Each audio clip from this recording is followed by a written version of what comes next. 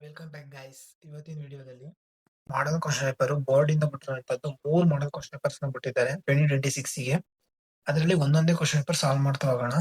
ಅದರಲ್ಲಿ first Kannada model question paper ನೋಡೋಣ. Kannada model question paper ಅಲ್ಲಿ ಫಸ್ಟ್ ಕ್ವಶನ್ ಏನಿದೆ ಅಂದ್ರೆ ನೋಡಿ, ಇಲ್ಲೇ ಇದೆ. ಬೇಕಾದ್ರೆ ಇದು ನಿಮಗೆ ಏನಾದ್ರು ವಿಡಿಯೋ ಇದು ಡೌನ್ಲೋಡ್ ಮಾಡ್ಕೋಬೇಕು ಅಂದ್ರೆ ಎಲ್ಲಾ PDF ನಾನು ಕೆಳಗಡೆ ಲಿಂಕ್ ಹಾಕಿರ್ತೀನಿ, ಡೌನ್ಲೋಡ್ ಮಾಡ್ಕೊಳ್ಳಿ. ಇದು ಫಸ್ಟ್ ಕ್ವಶನ್ ಯಾವುದು ಅಂದ್ರೆ, ಫಸ್ಟ್ ಕ್ವಶನ್ ಏನಂತ ಇದೆ, ರಾವಣನಿಗೆ ಯಾರ ಬಗ್ಗೆ ವೈರಾಗ್ಯ ಮೂಡಿತು? ಎಷ್ಟು ಈಸಿ ಕ್ವಶನ್ ಕೇಳಿದೆ ನೋಡಿ, repeated question. Sita, easy question. Next, ಗುರು ಹೇಗೆ ವರ್ತಿಸಬಾರದು? ಇದೆಲ್ಲರಿಗೂ ಗೊತ್ತೇ ಇದೆ. ಲಘುವಾಗಿ ಏನ್ ಮಾಡಿ ಅಂದ್ರೆ ಫಸ್ಟ್ ವಿಡಿಯೋನ ಪಾಸ್ ಮಾಡಿ, ನಿಮಗೆ ಅದ ಆನ್ಸರ್ ಗೊತ್ತಾ ನೋಡಿ. ಇಲ್ಲಿ ಗೊತ್ತಿದ್ರು ಗೊತ್ತಿಲ್ದವ್ರು ಮತ್ತೊಂದ್ಸಲಿ ನೋಡಿ, ಯಾಕಂದ್ರೆ ತಪ್ಪಾಗಿರ್ಬೋದು, ಅದಕ್ಕೋಸ್ಕರ. ನೆಕ್ಸ್ಟ್ ಕ್ವಶನ್, ಹಗೆಯನ್ನು ಏನೆಂದು ಅಪೇಕ್ಷಿಸಬಾರದು? ಬಾಲಕನೆಂದು ಅಪೇಕ್ಷಿಸಬಾರದು. ಇದು ಈಸಿ ಕ್ವಶನ್, ನಿಮಗೆ ಗೊತ್ತಿರುತ್ತೆ. ನೆಕ್ಸ್ಟ್ ಕ್ವಶನ್, ತನ್ನಿಂದ ಉಪಕಾರ ತೋಟಕದಾರು ಇಲ್ಲ, ಬಿನ್ನಣದ ಮಾತಿಗೆ ಕೊನೆ ಇಲ್ಲ ಎಂದು ಪುರಂದರದಾಸರು ಹೇಳಿರೋ ಮಾತಿನ ಭಾವವೆಂದರೆ ಯಾವುದು? ಆಪ್ಷನ್ ಫಸ್ಟ್ ಒಂದು, ದುರ್ಜನರು ಉಪಕಾರ ಮಾಡದೆ ಬಿನ್ನಾಣದ ಮಾತಾಡುತ್ತಾರೆ. ಇದು ಆಪ್ಷನ್ ಫಸ್ಟ್. ಇದೇ ಕ್ವಶನ್ ಸಖತ್ತು ಡಿಫಿಕಲ್ಟ್ ಆಗೋದು, ಮತ್ತೆ ಸುಮಾರು ಜನ ಗೊತ್ತಾಗಲ್ಲ ಅಂದ್ರೆ ಅದೇ ಕ್ವಶನ್. ನೆಕ್ಸ್ಟ್, ಯಾವುದಕ್ಕೆ ಸೆಳೆವಿದೆ ಎಂದು ಕವಿ ಹೇಳುತ್ತಾರೆ? ಯಾವುದಕ್ಕೆ ಸೆಳೆ ಇದೆ ಎಂದು ಹೇಳುತ್ತಾರೆ? ಬಾನಿಗೆ. ಆಪ್ಷನ್ ಇದು. ನೆಕ್ಸ್ಟ್ ಕ್ವಶನ್, ಕೊನೆಗೆ ಬಸಲಿಂಗ ಯಾವುದರಿಂದ ಮುಕ್ತನಾಗಿದ್ದ? ಯಾವುದರಿಂದ ಅಂತ ನಿಮಗೆ ಆಲ್ರೆಡಿ ಗೊತ್ತು, ಈಸಿ ಕ್ವಶನ್, ಸುಳ್ಳುಗಳಿಂದ. ನೆಕ್ಸ್ಟ್, ಒಂದು ರಾಜ್ಯದ ಎಲ್ಲಾ ಸೌಲಭ್ಯಗಳನ್ನು ಬಳಸಿಕೊಂಡು ಬದುಕುವ ಜನ ಅಲ್ಲಿನ ಭಾಷೆಯನ್ನು ಬಳಸುವುದು ಅನಿವಾರ್ಯವಾಗುತ್ತದೆ ಎಂಬ ಆಮಾನಾಯಕನ ಮಾತಿಗೆ ಆಶಯವೆಂದರೆ ಯಾವುದಿದು? ಆಪ್ಷನ್ ಫಸ್ಟ್ ಅಂತೆ, ಹೊರ ರಾಜ್ಯದಿಂದ ಬಂದು ನೆಲೆಸಿದವರು ಇಲ್ಲಿನ ಭಾಷೆ ಕಲಿಯಬೇಕು. ಓಕೆ. ನೆಕ್ಸ್ಟ್ ಕ್ವಶನ್, ಕೃಷ್ಣೇಗೌಡರ ಆನೆ ಮೊದಲ ಯಾವ ಮಠದಲ್ಲಿತ್ತು? ಈಸಿಯೆಸ್ಟ್ ಕ್ವಶನ್ ಇದು, ಏನು ನೋಡದೆ ಬೇಡ, ಗೂಳೂರು ಮಠ ಅಂತ ಹಾಕ್ಬಿಡ್ಬೋದು. ನೆಕ್ಸ್ಟ್, ನಾಗರಾಜ ಕೋವಿ ಹಿಡಿದು ಎಲ್ಲಿ ಕುಳಿತಿದ್ದನು?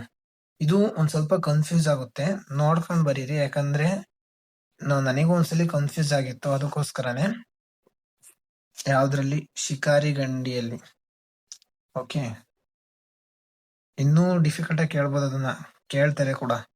ಇತ್ತಿದ್ದನ್ನು ನಡೆಸ್ಕೊಂಡು ಹೋಗದೆ ಕಷ್ಟ ಆಗಿದೆ, ಜನಗಳ ವಿಶ್ವಾಸವನ್ನು ಉಳಿಸ್ಕೊಂಡು ಕುರ್ಚಿನೂ ಉಳಿಸ್ಕೊಂಡು ಟರ್ಮು ಮುಗಿಸಿದರೆ ಸಾಕಾಗಿದೆ ನನಗೆ ಎಂಬ ಖಾನ್ ಸಾಹೇಬನ ಮಾತಿನ ಮರ್ಮವೆಂದರೆ ಏನು ಅಂತ ಕೇಳಿದ್ರೆ, ಅಂದ್ರೆ ಅಲ್ಲೇ ಹೇಳೋದ್ರಲ್ಲೇ ಗೊತ್ತಾಗುತ್ತೆ. ನೀವು ಪಾಠ ಕ್ಲೀನಾಗಿ ಅರ್ಥ ಆಗಿದ್ರೆ ಏನ್ ಓದೋದೇ ಬೇಡ, ಕನ್ನಡ ಆರಾಮಾಗಿ ಬರಿಬೋದು.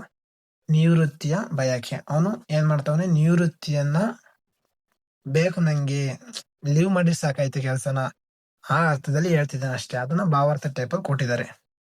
ಓಕೆನಾ? ನೆಕ್ಸ್ಟ್, ಬಿಟ್ಟ ಸ್ಥಳ ಇದೆ. ಇದು ಈಸಿ ಕ್ವಶನ್, ನೀವೇ ತುಂಬ್ತೀರಾ ಅಂತ ಅನ್ಕೊಂಡಿದೀನಿ. ಏನಾದ್ರೂ ತಪ್ಪಾಗಿದ್ರೆ ಕಮೆಂಟ್ ಸೆಕ್ಷನ್ ಅಲ್ಲಿ ಕಮೆಂಟ್ ಮಾಡಿ. ಯಾವುದೇ ಕ್ವಶನ್ ತಪ್ಪಾಗಿದ್ರು ಬೇರೆಯವ್ರು ಬಂದು ನೋಡಿದ್ರೆ ಹೆಲ್ಪ್ ಆಗ್ಬೇಕು ಅವರಿಗೆ. ನೆಕ್ಸ್ಟ್, ದುರಾಸೆಯ ಹುಡುಗನನ್ನು ನಿರಾಕರಿಸಿದವರು ಯಾರು? ಇದು ಈಸಿ ಕ್ವಶನ್, ನಿಮಗೆ ಗೊತ್ತೇ ಇದೆ, ನಿಸಾ ಶರ್ಮಾ ಫಸ್ಟ್ ಅಂತು. ನೆಕ್ಸ್ಟ್, ದಣಿಗಳನ್ನು ಒಳೆತ್ತಲು ಸೂಚಿಸಿದ್ದು ಯಾರಿಗೆ? ಇದು ಈಸಿಯೆಸ್ಟ್ ಕ್ವಶನ್, ನಿಮಗೆ ಗೊತ್ತು, ಕುದುಪನಿಗೆ. ಓಕೆ. ಡ್ಯಾಶ್ ಅವರು ಕಲಾಂ ಅವರನ್ನು ಶಾಲೆಗೆ ಕಳಿಸುವಂತೆ ಪ್ರೇರಿಸಿದರು. ಇದು ಈಸಿ ಕ್ವಶನ್, ಶಿವಸುಬ್ರಹ್ಮಣ್ಯ ಅಯ್ಯರ್. ನಾನು ಈಗ್ಲೂ ಕೂಡ ಕ್ವಶನ್ ಪೇಪರ್ ಕೊಟ್ಟರೆ ಬರಿತೀನಿ ಕನ್ನಡ, ಯಾಕಂದ್ರೆ ಪಾಠಗಳು ಅಷ್ಟು ಈಸಿ ಇದಾವೆ ಮತ್ತೆ ಅರ್ಥ ಆಗುತ್ತೆ. ನೆಕ್ಸ್ಟ್, ಶೇಷನು ರಾಮಾಯಣದ ಕಥೆಯನ್ನು ಯಾರಿಗೆ ಹೇಳಿದನು ಅಂತ, ಅದು ಡ್ಯಾಶ್ನಿಗೆ ಹೇಳಿದನು ಅಂತ ಕೊಟ್ಟಿದ್ದಾರೆ. ಯಾರಿಗೆ ಹೇಳಿದನು? Easy question. ಯಾರಿಗೆ ಹೇಳ್ತಾನವನು? ವಾತ್ಸಾಯನಿಗೆ ಹೇಳುತ್ತಾನೆ. ಡ್ಯಾಶ್ ಬಾಯಿ ಚಪಲ ಜಾಸ್ತಿ ಇರುತ್ತದೆ. ಯಾರಿಗೆ ಬಾಯಿ ಚಪಲ ಜಾಸ್ತಿ ಇರುತ್ತದೆ? ಪೆನ್ಷನ್ದಾರರಿಗೆ ಬಾಯಿ ಚಪಲ ಜಾಸ್ತಿ ಇರುತ್ತದೆ. ಅದು ಲಾಸ್ಟ್ ಕ್ವಶನ್ಗೆ ಆನ್ಸರ್. ಓಕೆ, ಇಷ್ಟೇ. ಇದ್ರಲ್ಲಿ ಯಾವ್ದಾದ್ರು ತಪ್ಪಾಗಿದ್ರೆ ಒಂದ್ ಸ್ವಲ್ಪ ಕನ್ಫ್ಯೂಸ್ ಆಯ್ತಿದೆ, ಯಾವ್ದಾದ್ರು ತಪ್ಪಾಗಿದ್ರೆ ಕಮೆಂಟ್ ಸೆಕ್ಷನ್ ಕಮೆಂಟ್ ಮಾಡಿ, ಬೇರೆಯವರಿಗೂ ಹೆಲ್ಪ್ ಆಗ್ಲಿ.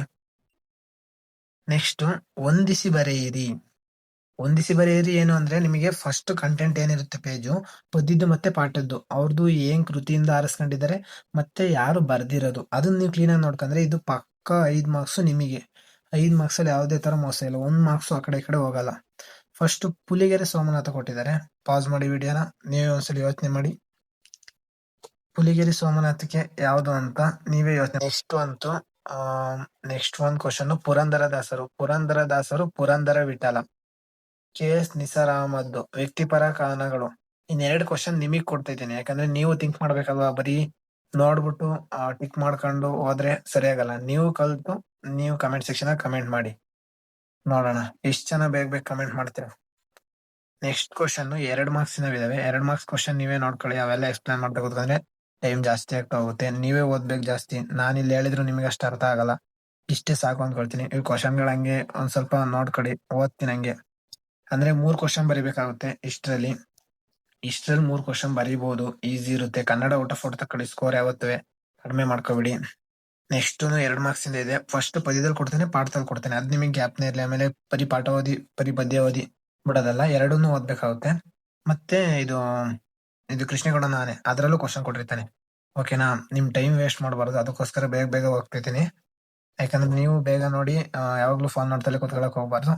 ಓದ್ಕೊಳಕ್ ಹೋಗ್ಬಿಡಿ ಆಯ್ತಾ. ನೆಕ್ಸ್ಟ್ 3 ಮಾರ್ಕ್ಸ್ ಇಂದು ಸಂದರ್ಭ ಬರೆಯಿರಿ ಈಸಿ ಇರುತ್ತೆ. ಇದ್ರಲ್ಲಿ ನಿಮಗೆ ಒಂದು ಟ್ರಿಕ್ ಹೇಳ್ಕೊಡ್ತೀನಿ.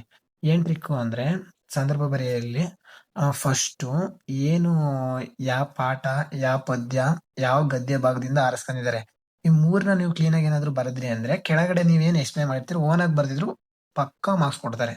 ಒಂದು 1 ಮಾರ್ಕ್ಸ್ ಕಳೆಯಲ್ಲ. ನೀವು ಯಾರು ಬರ್ದಾರೆ ಅಂತ ಅದನ್ನ ನೀವು